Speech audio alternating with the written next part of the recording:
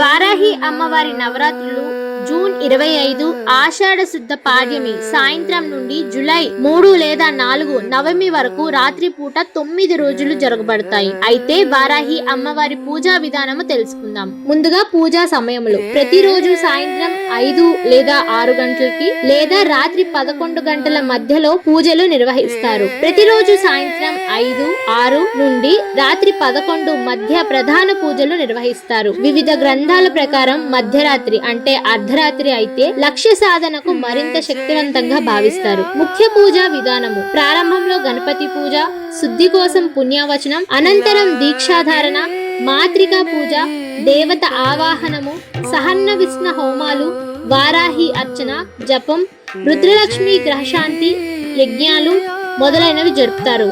ప్రత్యేకంగా ప్రతిరోజు ప్రసిద్ధ క్షేమ పూజలు, హోమాలు ఉంటాయి.